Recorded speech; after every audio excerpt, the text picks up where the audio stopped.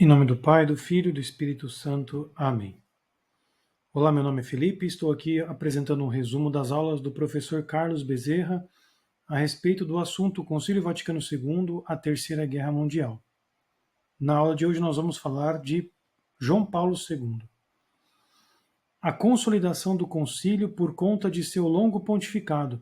É assim que ele inaugura a aula, mencionando que esses longos anos de João Paulo II permitiu que ele conseguisse avançar bastante na agenda conciliar, dialogando com muitas religiões, até o ápice da polêmica, quando ele fez aquela reunião na Basílica de Assis para rezar com várias denominações, que foi inclusive o ponto que culminou no impulso de Dom Lefebvre de sagrar bispos, tamanha apostasia clara e evidente da Igreja. Bom, João Paulo I pode ter sido morto por conta de um desejo de fazer uma auditoria das finanças, o que acarretaria em descoberta de muitas lavagens de dinheiro. Porém, isso é uma suspeita. Essa é uma fala do professor Carlos Bezerra no início da aula, pois nós estamos falando na sequência dos papas. Paulo VI, viria João Paulo I. O próprio nome João Paulo se refere a João 23 e Paulo VI, portanto, espera-se que João Paulo I desse continuidade aos planos do concílio, mas ele foi envenenado ou teve alguma suspeita de atentado contra ele por conta dessa iniciativa dele. Mas não é nada que o professor Carlos trouxe algum documento comprovando, então é apenas uma suspeita. Agora, João Paulo II diz na sua posse que seu pontificado será uma continuidade de Pedro e uma continuidade de Paulo VI, que é o que nós vamos ver ao longo, né, dos frutos que ele vai desenvolver ao longo do seu pontificado, principalmente com o ecumenismo. Bom, para que a aula possa ter um foco principal, um foco preciso, o professor Carlos vai fazer um histórico de João Paulo II, Karol Wojtyla, dizendo que existe uma ascendência judaica pela mãe de João Paulo II, e ele mesmo, João Paulo II, numa entrevista em 94, diz que o povo judeu marcou toda a sua vida. E, de fato, ele conta de sempre lembrar de uma sinagoga que ficava próximo da escola dele, e ele convivendo com os judeus, né, ali cotidianamente. Também tem amigos de infância que eram judeus. E aqui um dado que ele julgou curioso colocar na aula, né, na aula do professor Carlos, chegou a jogar futebol e sempre procurou estar no time dos amigos judeus, né, para relatar com mais propriedade que ele tinha de fato essa influência judaica. Vamos relembrar que os meus vídeos, eles não têm o intuito de fazer levantamentos históricos. Eu estou resumindo a aula do professor Carlos. Aqueles que desejarem com mais profundidade, assistam o vídeo dele, que está no link aqui na descrição do vídeo. Aqui também é citado uma apresentação musical em uma sinagoga que marcou muito a sua vida. Esse é o cantor que, no caso, influenciou também emocionalmente em algum momento da vida de Karol Wojtyla. Bom, nota-se que sua vida teve uma influência judaica muito forte, que é o principal foco, né, dessa aula. Bom, sua formação intelectual é completamente influenciada por autores judeus. Exemplo, fenomenologia. O que a fenomenologia explica? Que é impossível identificar a essência das coisas, a substância, ou seja, conceitos abstratos, uma vez que dependemos totalmente de dados físicos concretos. Então, por exemplo, a fenomenologia vai duvidar de milagres, né, uma vez que não existem fatos concretos que comprovam aquilo. Na verdade, existem fatos que explicam que aquilo é um milagre, né? Mas a fenomenologia não vai gostar desses assuntos de milagres. A linguagem da filosofia fenomenológica está fortemente presente nos documentos do Vaticano. E qual que é o prejuízo dessa influência filosófica em João Paulo II? A falta de valorização justamente naquilo que eu mencionei, nos milagres, naquilo que é sobrenatural. Então, vida sobrenatural, discursos que falam de santidade envolvendo realidades místicas, isso não faz parte da descrição dos documentos e da sua postura como Papa. Aqui um ponto polêmico, né? Intimidades impróprias com a amiga Teresa Timinieca, de Ideias Filosóficas em Comum. Que eu coloco o link, vai estar na descrição do vídeo, de uma reportagem da BBC relatando. Aqui no caso, o professor Carlos coloca em dúvida a postura do Papa, né, de se se deixar pegar numa foto como essa, numa barraca com uma amiga em acampamento, né, só os dois. Então, assim, não cabe a nós fazer julgamentos, né, mas são fatos, estavam só os dois nesse acampamento. E ele de bermuda e camiseta. Enfim, né, não cabe a nós julgar, mas são fatos que são importantes historicamente serem levantados, né? Então, antes que joguem pedras sobre mim, estou apenas aqui apresentando o que de fato aconteceu. Bom, este livro, Pedro, Tu Me Amas, foi citado pelo professor Carlos, né, onde ele faz essa leitura que eu acho pertinente aqui para nós. Certamente, desde a aparição, há uns 2000 anos, de um novo ramo de linguagem comum, as relações entre as nossas duas comunidades caracterizam-se pelas incompreensões e pelos ressentimentos de que temos notícia. Veja que aqui ele retrata a relação, né, judeu-cristão. E se houve desde o dia da separação mal-entendidos, erros e mesmo ofensas, trata-se agora de os ultrapassar na compreensão, na paz e na estima recíproca. Então veja, aqui é João Paulo II relatando as suas intenções de vincular uma amizade entre a Igreja Católica e os judeus. E que existem coisas do passado que precisam ser revistas, porque a Igreja Católica acabou incutindo no povo esse ódio nos judeus, né? Como se a doutrina católica, ao longo desses 2000 anos, fez com que nascesse esse monstro chamado Segunda Guerra Mundial. As terríveis perseguições sofridas pelos judeus nos diversos períodos da história abriram por fim os olhos de muitos e perturbaram muitos corações. Os cristãos estão no bom caminho, o da justiça e da fraternidade, procurando com respeito e perseverança encontrar-se com os seus irmãos semitas à volta da herança comum, tão rica para todos. Aqui é o fim da picada, né? À volta da herança comum, não existe herança comum. Ou os judeus se convertem ao cristianismo, ou eles vão para o inferno, não tem outra via. Então, esse é o ponto problemático, onde se sobrepõe o judaísmo em cima do catolicismo, né? Esse abaixamento da Igreja Católica perante o judaísmo é tamanho que a doutrina católica foi literalmente jogada no lixo. Então, essa é o entendimento de João Paulo II com relação a esse vínculo de amizade com os judeus. Aqui nós temos esse discurso do Papa João Paulo II aos delegados da Conferência Episcopal sobre as relações com o judaísmo. Bom, vindos de religiões diferentes do mundo, eis-vos aqui reunidos em Roma para analisar a importante questão das relações entre a Igreja Católica e o judaísmo. E a importância deste problema é igualmente sublinhada pela presença no meio de nós de representantes da Igreja Ortodoxa, da Comunhão Anglicana, da Federação Luterana Mundial e do Conselho Ecumênico das Igrejas, que tenho o prazer de saudar, especialmente agradecendo-lhes a colaboração prestada. Dá para ver a pauta da religião mundial, está aqui, gente. Não tem como negar, né? E esse é o ponto. Não quero aqui criar inimizades com as pessoas, dizendo que o Felipe odeia João Paulo II. Não, meu filho foi batizado no dia dele, né? Então, assim, eu não estou rasgando minha fúria contra João Paulo II, mas existem erros aqui presentes, erros doutrinais.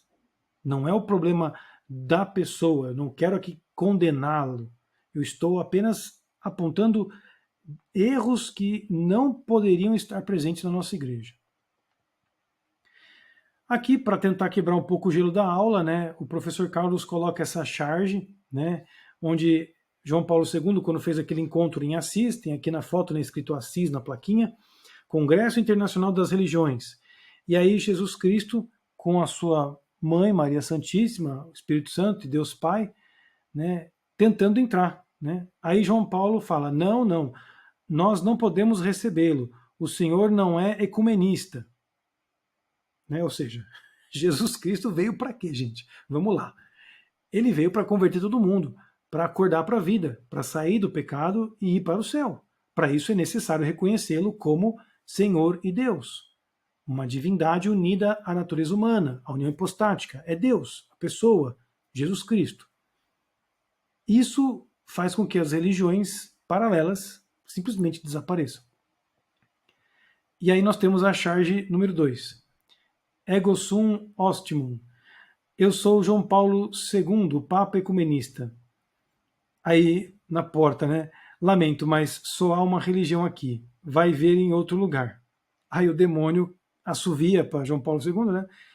Ei, meu amigo, por aqui, os ecumenistas, omnis de gentium demonia. Todos os, né, as gentes juntas ali com o demônio. Enfim, é uma charge, né? Para brincar que essa ideia de várias religiões é coisa do demônio, gente. Isso que é importante, né? A introdução do rito de Paulo VI, ela vai colocando subliminarmente esses conceitos judaizantes, perdão, que vai fazendo com que nós percamos a nossa fé com as doutrinas corretas e aceitar assim de forma bem morna, sabe? Sem achar que tem problema. E tem problema, né? Por mais que a sua paróquia não apresente conceitos ecumênicos, por mais que o seu pároco seja muito tradicional, o problema não é ele. O problema é essa crise no mundo inteiro. Nós temos que lutar pela salvação de alma de muitos. E isso passa por esta atitude de rechaçar o concílio e o rito Paulo VI. Condições dos judeus. Né? Aqui eu coloco algumas condições que João Paulo II acabou colocando, né, nos seus decretos, uma vez que os judeus impuseram suas condições. Aceitar os judeus como eles mesmos se definem. Evitar expressões contra os judeus e familiarizar os fiéis com os ritos judaicos. Então essas são condições que o professor Carlos Bezerra vai apresentando, né, dentro de alguns documentos que ele vai fazendo a leitura, mostrando a real intenção do concílio e do rito. Bom, aqui nós entramos num ponto delicado, a reação de Dom Lefebvre. Uma vez que João Paulo II fez esse encontro de Assis, as coisas ficaram muito claras, como nós tínhamos falado em vídeos anteriores. Né? Para conhecer a essência, basta olhar o agir da pessoa, o que ela faz. Frente a todos esses fatos, fica claro a real necessidade de não obedecer à jurisdição ordinária e buscar a jurisdição suplente.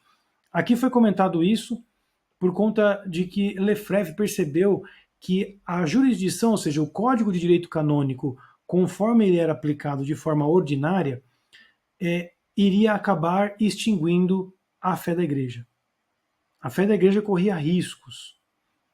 E com isto seria necessário buscar as entrelinhas da jurisdição suplente, que existe no Código de Direito Canônico. Existe a possibilidade de um bispo sagrar outros bispos em caso de necessidade, e a punição ela não é excomunhão.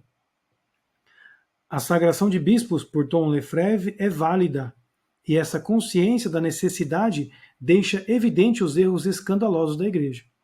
Então, aqui é um ponto divisor de águas, para que as pessoas não entendam que Dom Lefebvre foi um herege, um cismático. É necessário enxergar os erros do concílio, primeiramente. E hoje, com o papado de Francisco, os erros do concílio estão gritando.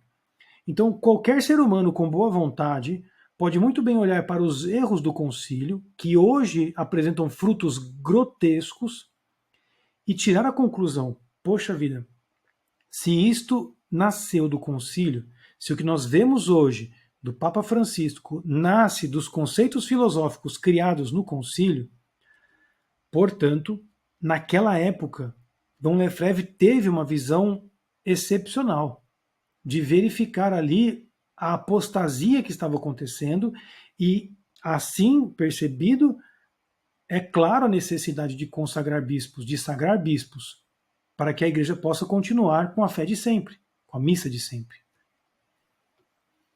Reação dos católicos nos tempos atuais. Aqui é um ponto que é importantíssimo. Ter uma postura que diminui a crise faz com que essa necessidade não seja fácil de ser identificada.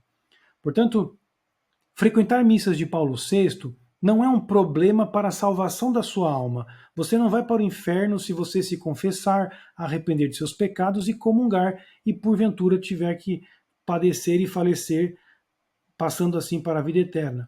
Você será salvo. Porém, existem uma infinidade de pessoas que correm o risco seriamente de ir para o inferno, por conta dessa falta de crença nos sacramentos, na encarnação do Verbo, ou seja, a divindade e a humanidade juntos, que nos tocam pelo sacramento, que nos santificam e nos permitem chegar à vida eterna. Então, é por demais importante que as pessoas entendam a necessidade de sair dessa postura morna e partir para uma postura mais agressiva, pois a situação pede, é necessário. Por isso é necessário deixar de frequentar as missas Novus Ordo e buscar as missas da fraternidade, que apresentam uma independência com relação à diocese. Portanto, a diocese ela não consegue bloquear as missas e os bispos que estão ali ordenando sacerdotes. Por isso eu falo da fraternidade, porque existe ali uma vantagem canônica. Não é porque eu amo de paixão a fraternidade e estou aqui rasgando elogios aos padres da fraternidade, mas é por conta da estratégia para a nossa salvação, e inclusive para nos reeducarmos, para entender que a Igreja Católica é a Igreja Católica da missa de sempre, não essa igreja judaizante que nós frequentávamos ou frequentamos, enfim. Bom, aqui é um comentário do professor Forte, né, que eu sei que pode parecer muito agressivo, mas é um ponto de reflexão. Logo que Dom Lefebvre foi excomungado, 3 anos depois, ele faleceu de câncer. E no mesmo ano que Dom Lefebvre morreu, apareceu o mal de Parkinson em João Paulo II. E o professor Carlos faz esse comentário: a mesma mão que assinou a excomunhão de Dom Lefebvre teve o mal de Parkinson, no mesmo ano da morte de Dom Lefebvre. E nós temos plena consciência que todo pecado acarreta uma culpa, uma pena e uma culpa temporal. Isso é um conceito católico. Cometeu o pecado, alguma coisa vai acontecer, a não ser que você se confesse. E aí a culpa temporal pode ser retirada. Agora, algumas penas podem ainda acabar acontecendo dependendo da gravidade do pecado. Você comete um pecado e as penas acontecem. Então, não quero aqui, né, dizer que é de fato uma ligação causa-efeito, mas é de se pensar, né? E aqueles que ainda relutam contra essa opinião de que Dom Marcel Lefebvre foi correto e sagrou bispos de forma legítima, procurem assistir os vídeos do Centro Dom Bosco a respeito da história de Dom Lefebvre, onde fica evidente a injustiça que o Vaticano fez para com esse homem e o quanto nós devemos a ele, Dom Lefebvre, a guarda da tradição católica. É importante acordarmos, pessoal. Nós estamos numa crise assim, sem comparações. Horrível. Portanto, procuremos debruçar sobre o assunto com sinceridade e tomar uma decisão concreta, porque Deus vomitará os mornos. Em nome do Pai, do Filho e do Espírito Santo. Amém.